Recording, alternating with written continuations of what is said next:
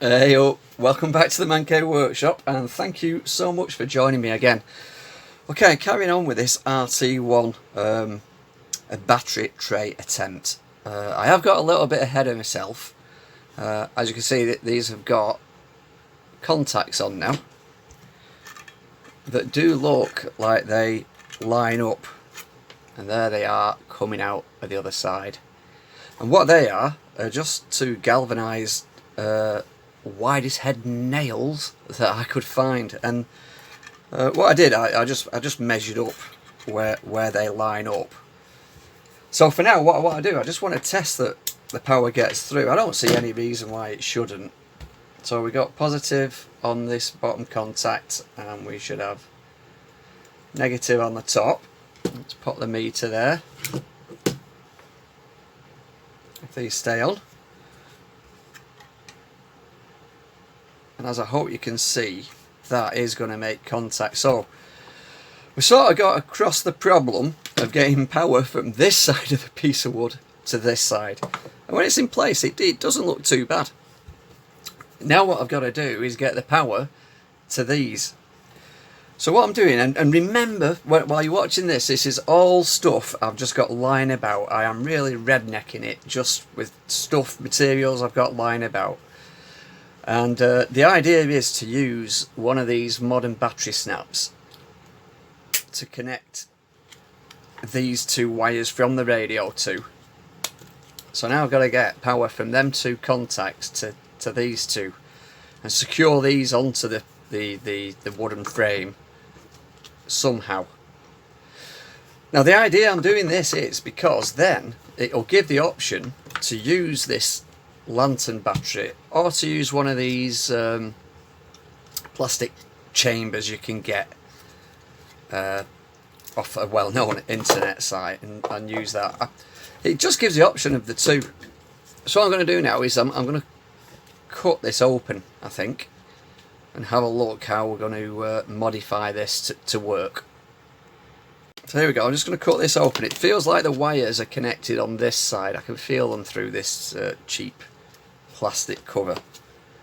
So let's get cutting and see what happens. I think this will probably make a big mess, to be honest.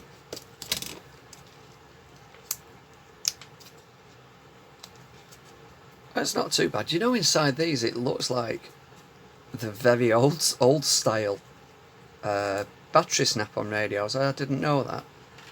And it looks like they are... It looks like it's been riveted on with this plastic cover in place, which is going to cause a bit of a problem. I guess what I should do is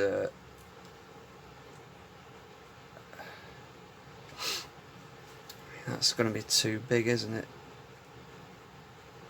I guess what I should do is just trim up. It's starting to look a bit messy, isn't it? I'm just wondering if this will fit on completely in one unit. Yeah, I think what I'll do, I'll trim all this black stuff away and see what we're left with. So I'm carrying on playing about with these. Now don't forget this, there's no handbook on how to do this. And I'm kind of thinking, looking at them contacts at the end there that we've got coming through, of having a go at soldering these directly on.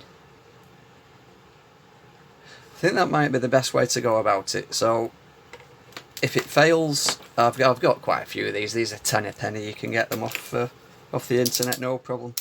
If that fails, have another think about what to do. Okay, I'll get the soldering iron warmed up. So there we go. After a little bit of persuasion, managed to trim them contacts down, them battery snaps, and solder them on. I'm gonna have to. I'm beginning to think now. Oh, I should have chosen a nicer piece of wood, like a piece of plywood, and made it really pretty. But I didn't have one lying about, and I said this is just stuff I've got lying about. So let's see if this works. That snap on there, and that one on there. and that will sit in the radio. Will they pull off yet?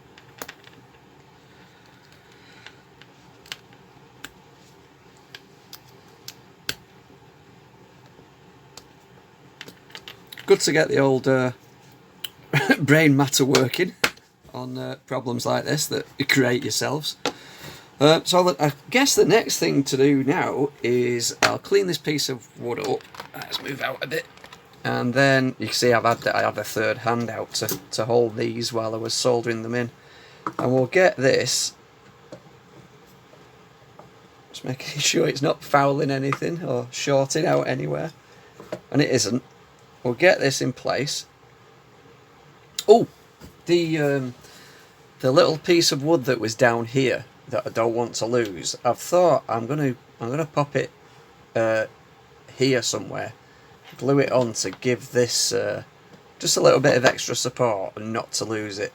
So I'll get that nail out of it and get that glued on there, and then get this into the cabinet. Hey, thanks for sticking around so far in this video. Right then, okay, it's time to get this glued and clamped in. So I'm going to basically clamp it in there with a clamp like that, with this actual clamp. I think it just about reaches to the middle, which is good. But as you can see, I don't want to be clamping against this, so we're going to the base turntable. So we're just going to take that out.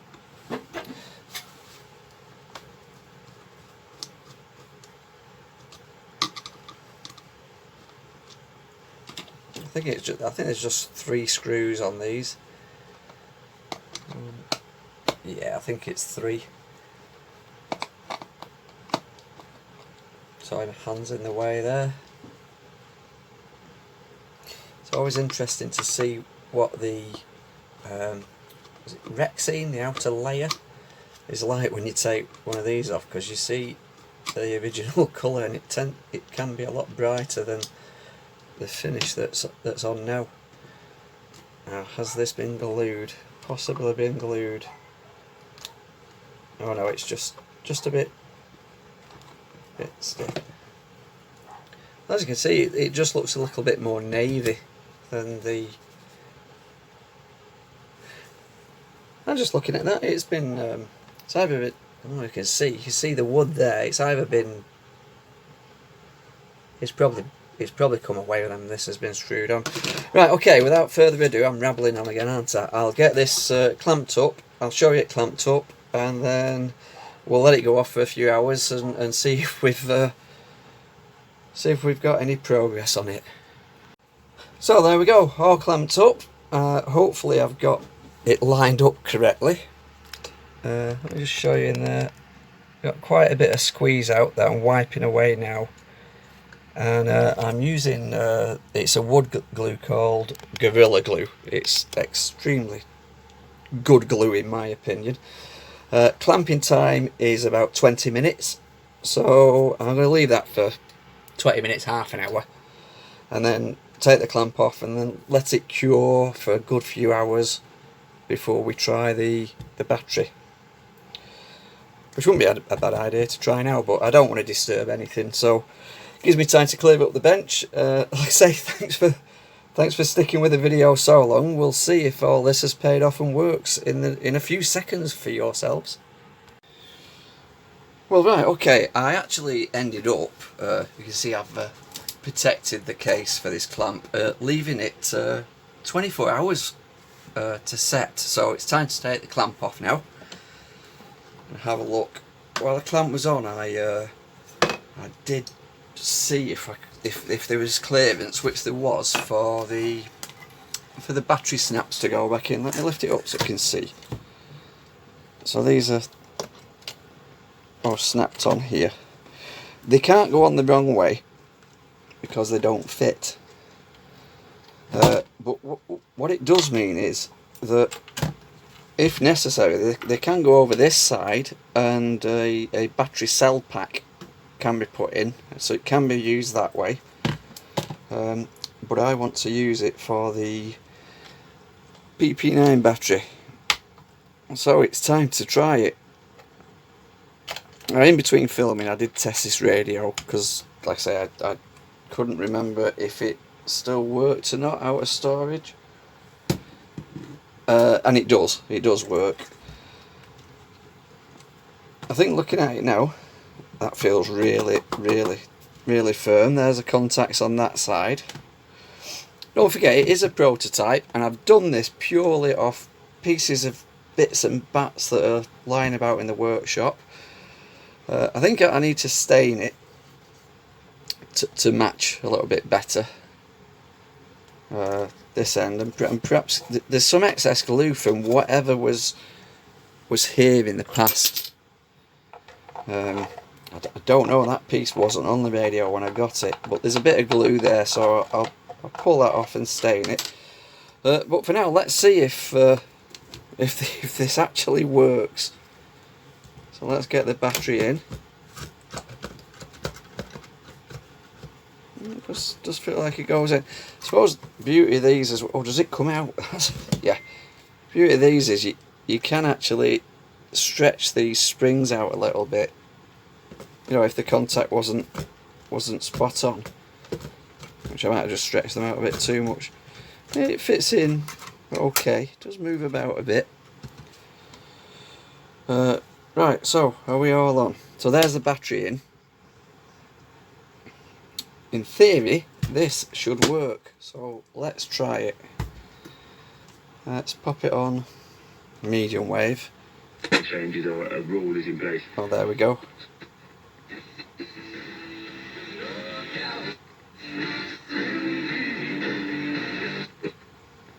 The quick really with overnight frosts and some ice in places. It'll be dry for many of us, but there will be some winter showers.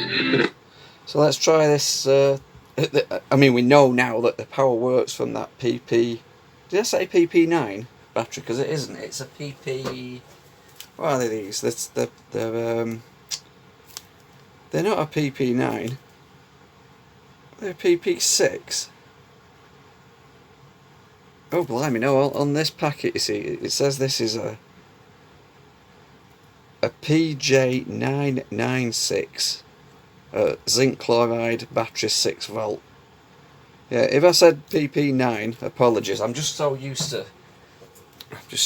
using these PP9 batteries. Oh, they're Right, I'm going to pause because I'm going to look up what these batteries are. They're lantern batteries, but let me have a look. Yeah, it does say on the internet it's a PPJ996, the lantern battery. Anyway, let's pop this on long wave. I get a lot of interference on long wave. Oh, it is a directional radio, isn't it? And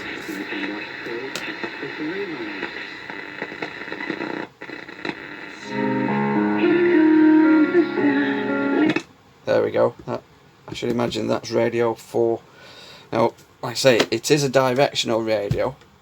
Now that battery's moved a little bit. See if it still works. Me? And we're going to talk about new. Yeah, so the tolerances I've given it, even if it moves around a little bit, it still makes contact. Right, so I guess all there is to do now is to pop this back on.